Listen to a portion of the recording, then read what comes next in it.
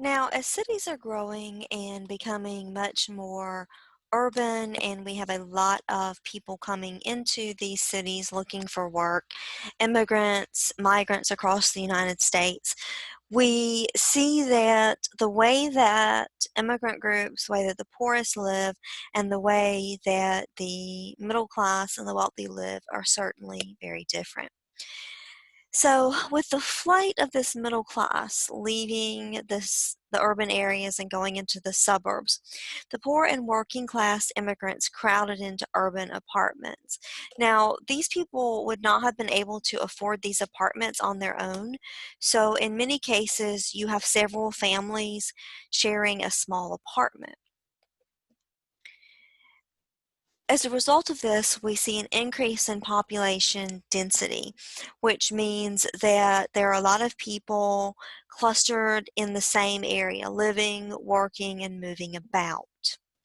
This creates a lot of conditions for public health problems.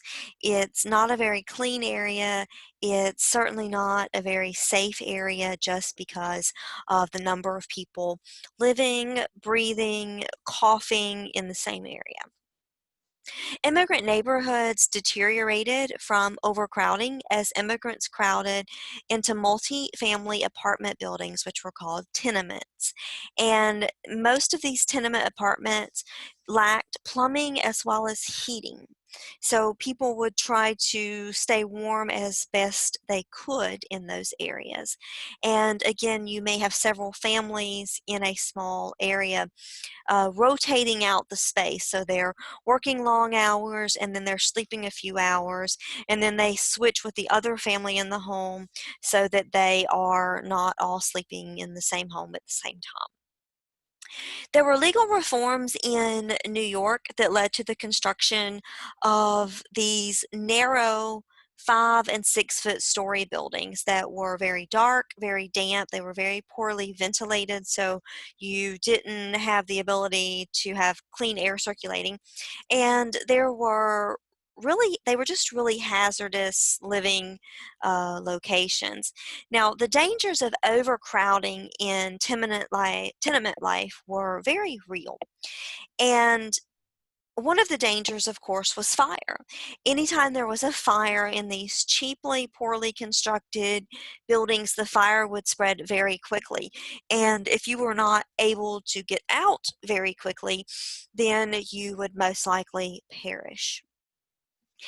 In 1871, the north side of Chicago burned to the ground. In Boston and Baltimore, we see the same types of devastating fires during this particular time.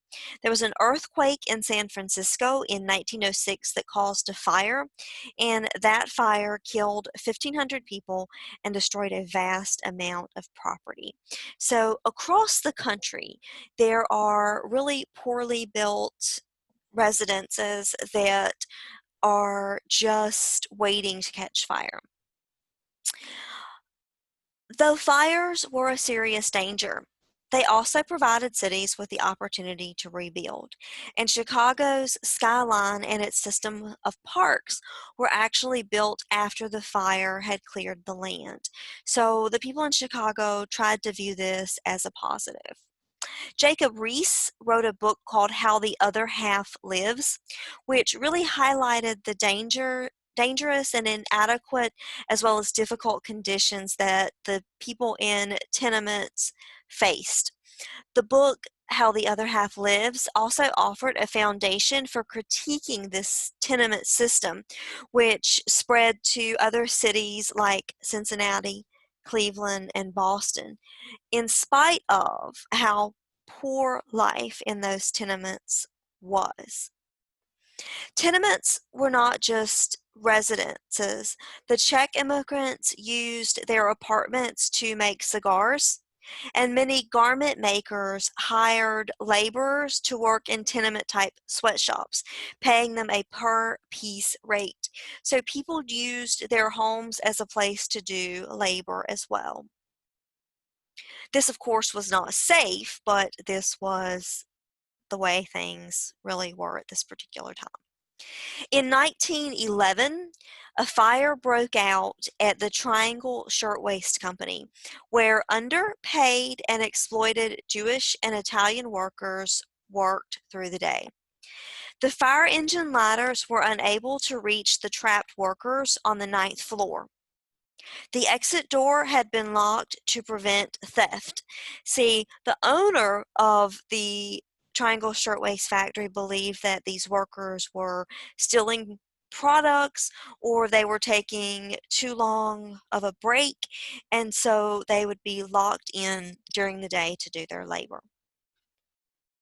The fire resulted in the death of 140 people, some of whom attempted to escape the fire by jumping out of the upper story windows.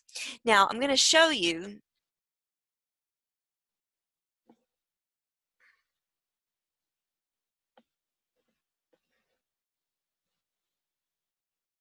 the area here of the working conditions of this particular time period of this area. Now, if you're looking here, you can see working conditions in the Triangle Shirtwaist, as well as the conditions of the workers. You can see here in this photo that there's a small child. Here, entire families working and living in the same location. Children, and these children look very young, maybe 6 or 7, working. Again, entire families working side by side to support one another and survive during this particular time. Now, we won't spend a lot of time on this. We'll look over this in class. However, you can see here the 9th floor where the fire actually breaks out. What you can see is that the ladder here was actually not high enough. So even the firefighters were unable to come in and try to rescue the people in the area. Disease also flourished in these tenement neighborhoods.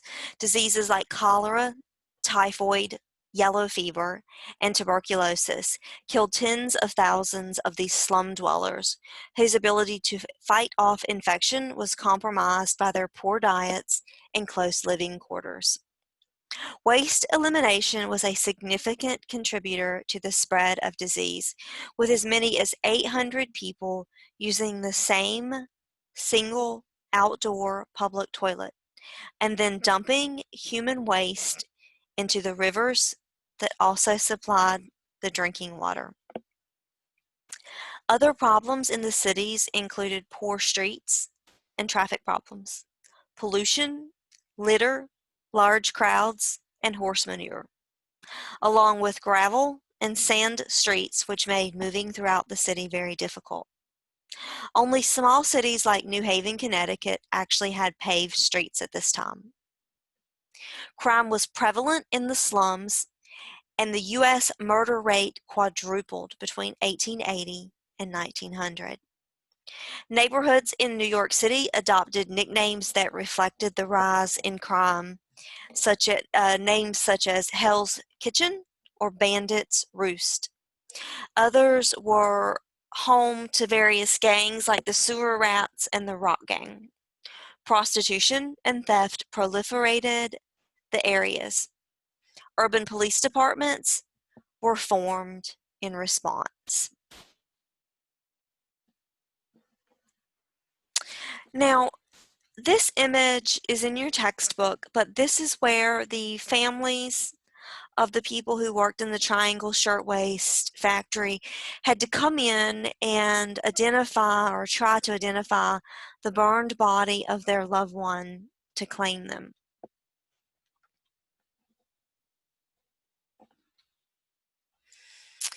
As a result of this increase in immigration, poor sanitation, as a consequence of crime, prostitution, and vice, we begin to see that people become very concerned about these issues. Cities are expanding in this industrial age, and as a result, municipal politics needed to change in order to address the problems of the day. For instance, in Chicago, before the turn of the century, city government was in conflict with itself and very ineffective. Politicians formed political machines to address some of these problems by centralizing the power and elevating bosses to positions of control, from which they reigned in authority and served the needs of very specific constituents. Immigrants were a key source of support for these political machines, which provided assistance to help the tenement communities, offering turkeys on the holidays, coal for heat, jobs, shelter, legal assistance, entertainment, and celebrations. The political machines provided assistance to businessmen as well, removing all of the red tape and other barriers to licensing that facilitated the growth of vice, prostitution, and gambling in exchange for a portion of the profits.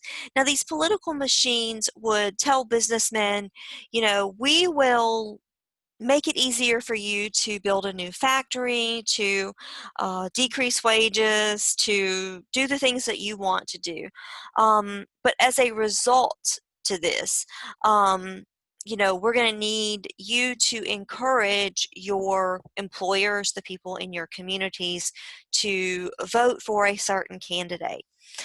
This type of kind of backroom deal really also kind of facilitates the growth of vice. Again, drinking, smoking, being in saloons, those kinds of things, prostitution, and gambling.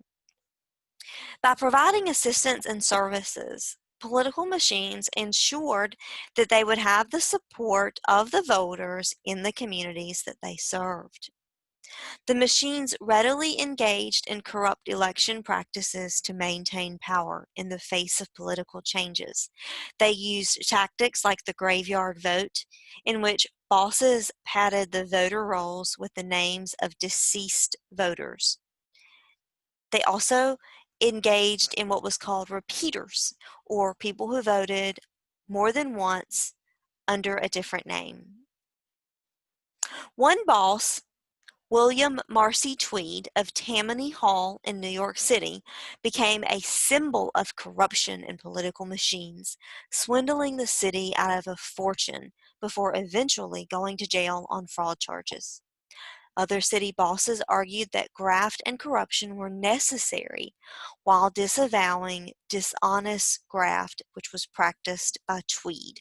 And so some people reconciled this and they said, well, as long as we are doing something bad, but it's for the greater good, it's not for personal gain, then it's okay. Though political machines served a purpose for the poor immigrant constituents, corruption fed into higher tax rates for the middle class, and neither dramatically improved conditions nor alleviated the conditions that caused the social problems for the working people. Urban reformers, including wealthy and middle-class men and women, fought political machines by advocating that they be replaced by civil service. They pushed Congress to pass the Pendleton Civil Service Reform Act in 1883, which required that any federal job be awarded on the basis of merit rather than through political connections. Now, this was important because it meant that a person could not be hired for a job just because they knew the boss or their parents played golf with the boss's parents, or they had some kind of long family connection or school connection, but that a person who was hired for any kind of federal position had to actually meet the qualifications to hold that job. Now, that probably sounds very normal today, but it was pretty radical at the time. Some reformers hoped to change the circumstances under which immigrants struggled by immersing themselves in the community and establishing settlement houses, which offered counseling sessions, classes, playgrounds, and meeting spaces. Settlement house organizers took this approach after noting that immigrants turned to the political machines and the taverns or bars because those institutions really attempted to alleviate their suffering and offered them social and political support.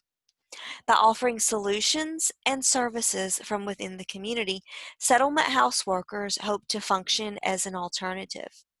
By 1900, there were roughly 100 settlement houses in the United States. Many reformers were inspired by religion and used faith as a foundation to guide them.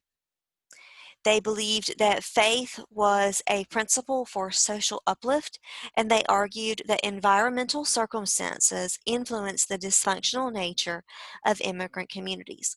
So they believe that because these immigrants live in poor areas where they have minimal opportunity, that will create violence. And so they advocate for religion and faith as a way to encourage them to improve their standards of living. Among the religious reformers was Washington Gladden, who believed that private enterprise fostered inequality and who promoted the idea of a social gospel, which merged Christian beliefs with the support of civil service reform and political change. Most reform efforts only scratched the surface of fixing social problems in the community because most reformers were not able to fundamentally change the structures and institutions that created and perpetuated poverty.